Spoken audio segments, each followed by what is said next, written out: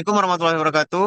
Jadi kami dari kelompok 9 ingin mempresentasikan tugas revisi kami untuk laporan analisa kebutuhan.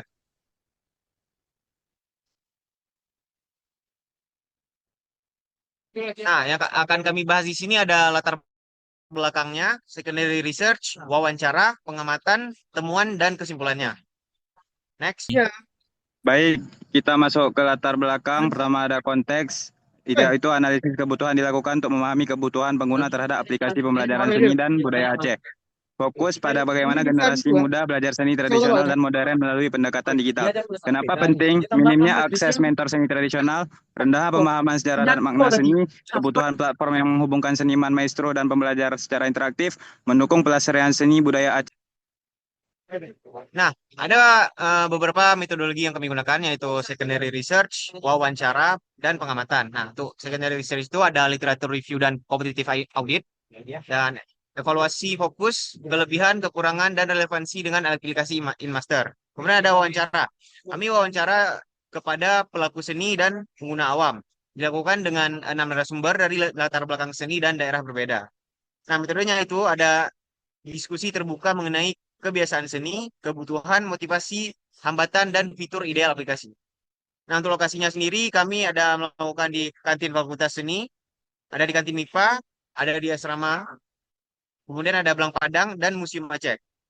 Nah, pengamatannya itu mengamati kondisi minat generasi muda terhadap seni daerah dan memahami sulitnya akses informasi mentor dan materi pembelajaran seni tradisional. Masalah yang mau diidentifikasi di sini yang pertama adalah akses terhadap sumber daya informasi yang masih kurang, masih minim. Kalau kita pergi ke website pemerintah Aceh, kita cari mengenai Sanggar Seni, itu hasilnya seperti ini, domain not found.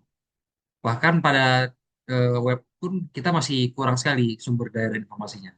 Kemudian kurangnya daya tarik pembelajaran, para siswa, para pelajar, anak muda, kalau ditanya suka seni atau tidak, pasti jawabnya rata-rata kurang suka. Dan kalau yang suka itu pun rata-rata pada ke seni modern. Jadi di sini seni tradisional masih kurang mendapat atensi dari anak muda. Kemudian kurangnya komunitas. Kalau kita pergi ke Taman Budaya Aceh yang seharusnya itu menjadi tempat berkumpulnya komunitas seni, malah ketika kita ke sana itu isinya kosong.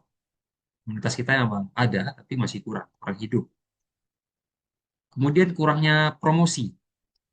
Seberapa tahu kita adanya event-event seni tradisional, kemudian bagaimana anak muda kita juga kurang suka dan kurang tertarik belajar seni tradisional, itu kembali lagi karena memang kurangnya promosi. Memang lebih gencar promosinya itu dari seni modern. Kemudian diperlukannya sarana belajar yang interaktif dan casual. Karena kalau di sanggar seni yang ada sekarang, itu terlalu kesannya terlalu banyak aturan. Kesannya yang ikut sanggar seni itu orang yang mau belajar serius, yang mau ikut lomba segala macam. Sedangkan seni itu dia harusnya di-enjoy.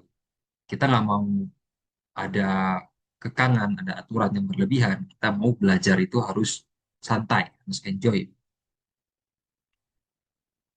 Pada secondary research, dari hasil studi literatur dan kompetitif audit, kami menemukan kalau sudah banyak aplikasi belajar, mentoring online yang membentuk komunitas gitu. Tapi hanya berbatas di soft skill dan hard skill yang terpakai di industri. Ada di bidang pendidikan, tapi lingkupnya itu sebatas di bidang eksak, science, mathematics, dan lain-lain.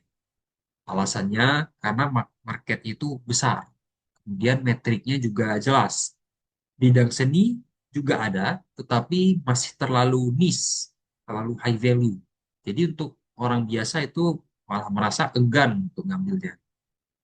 Kemudian di COVID-19 kemarin, itu memberi pukulan telak kepada para orang-orang seni, itu ngasih nampak kita kalau ternyata metode pembelajaran, metode tampil di dunia seni itu masih kurang, masih terkesan outdated. Makanya contohnya ketika COVID kemarin, seni itu termasuk bidang yang sangat-sangat terpengaruh lah, dalam artian buruk.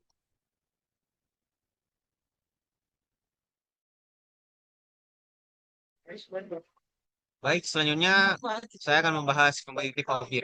Jadi untuk di tabel pertama ini kami melakukan competitive audit untuk aplikasi Udemy, Artiswork, Ruang Guru, dan Musician. Dan setelah kami lakukan analisis untuk fitur-fiturnya, ini ada beberapa temuan utama dari kami. Jadi untuk aplikasi Artiswork sama Musician itu nggak ngedukung bahasa Indonesia. Dan itu menyulitkan adopsi massal di pasar lokal. Kemudian untuk kompetitor sendiri internasional cenderung pasif, hanya video. Jadi pembelajarannya itu kurang interaktif, live class nggak ada, kemudian real time belajaran itu nggak ada gitu. Kemudian untuk model berlangganannya itu mendominasi platform spesialis keahlian, sementara model beli putus atau per kursus itu nggak ada. Jadi kayak mungkin subscription orang bisa mungkin orang cuma perlu belajar gitar doang, tapi karena dengan model subscription, jadi keuangan mereka tuh jadi agak boros gitu. Baik, next. Kemudian di competitive audit selanjutnya kami ada menganalisis aplikasi yang namanya Steezy Studio. Ini aplikasi untuk belajar ngedance. Kemudian ada Skillshare untuk eh, nge-share skill-skill yang yang kita punya. Ini bebas, nggak ada filter tertentu. Kemudian ada Celi Studio juga. Ini juga platform untuk belajar dance. Kemudian ada Masterclass, yaitu belajar langsung dari eh, orang terkemukanya. Nah, temuan kami dari 4 platform ini juga nggak ngedukung bahasa Indonesia. Jadi untuk dimasukkan ke pasar lokal itu susah. Kemudian untuk fitur offline mode dan model subscription itu adalah standar industri yang harus diadopsi agar kompetitif. Jadi untuk aplikasi kami ini kayaknya bagusnya diadopsi fitur offline dan model subscription. Kemudian di aplikasi ini juga minim sekali fitur live class yang membuka peluang bagi kita untuk unggul melalui interaksi langsung antara murid dan maestro. Ya, ini kayak tadi eh, pembelajarannya tuh kurang interaktif, kurang melibatkan muridnya, cuma gurunya jelasin doang. Baik. Selanjutnya ini ada Affinity Notes dari hasil wawancara kami. Yang warna kuning ini untuk merepresentasikan level 1 dan warna pink untuk level 2.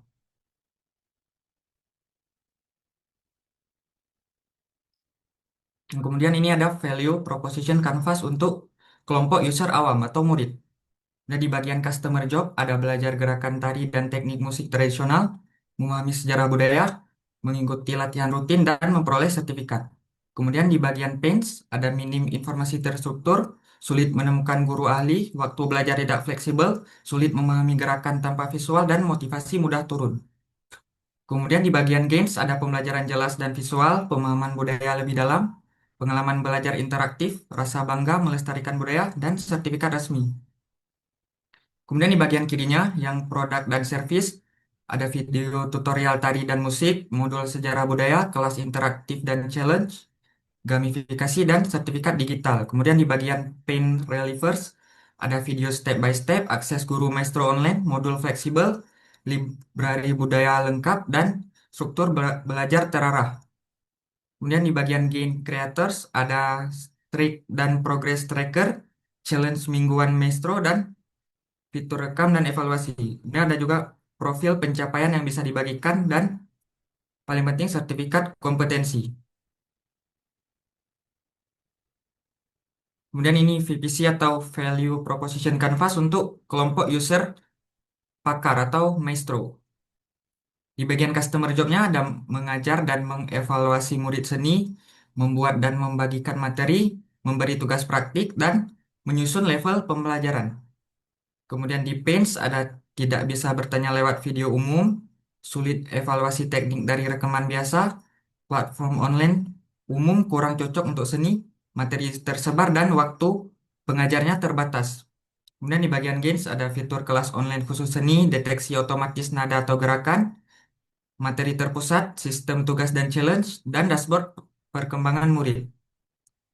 Kemudian di sebelah kirinya ada bagian produk dan service yang terdiri dari kelas live dengan fitur seni, upload modul materi, sistem tugas praktik, AI checker musik dan gerakan, dan ruang diskusi guru dan murid. Kemudian di Pen Relievers ada kelas real time, memungkinkan kita buat tanya jawab. Ini ada auto checker mempercepat evaluasi, materinya terpusat, tugas otomatis, dan ada notifikasi latihan. Kemudian di Gain Creators ada multi-angle kamera, replay slow motion, gamifikasi belajar, analitik latihan murid, profil profesional guru untuk menarik murid baru.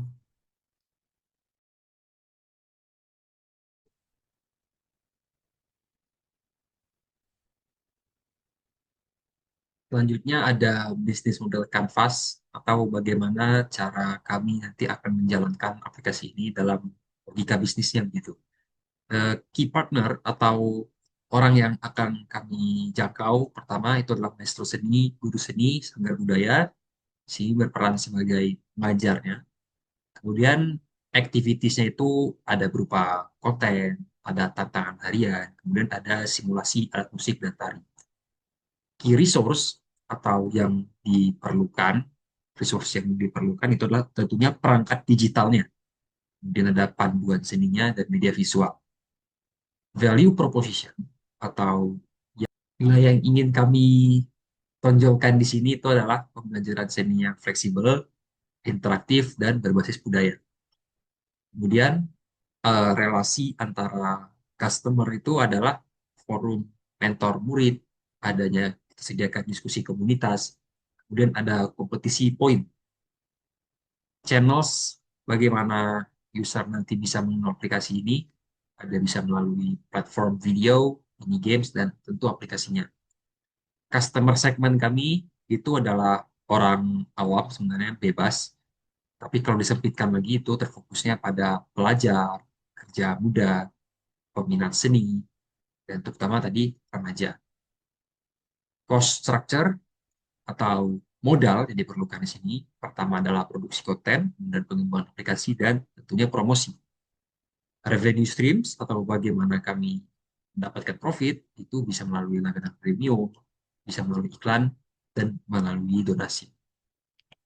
Baik, setelah kami lakukan penelitian dan pengamatan, kesimpulan kami adalah bahwasanya infrastruktur untuk orang-orang Aceh mengembangkan seni ya, itu masih kurang di terutama di Kota Banda Aceh ya, masih sangat kurang untuk orang-orang belajar untuk mencari ilmu-ilmu atau menjadi komunitas tentang seni itu masih kurang kali.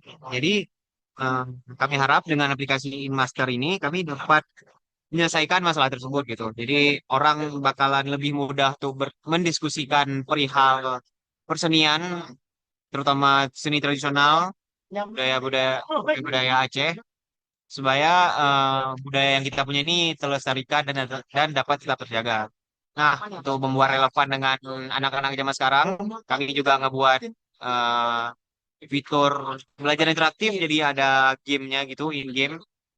Jadi pelajarnya dapat mengikuti mungkin note lagu secara real time. Jadi kesalahannya itu dapat diukur langsung.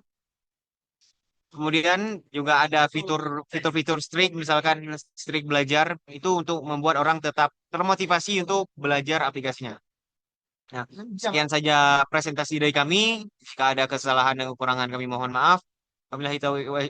Wabillahi taufiq wal hidayah. Wassalamualaikum warahmatullahi wabarakatuh.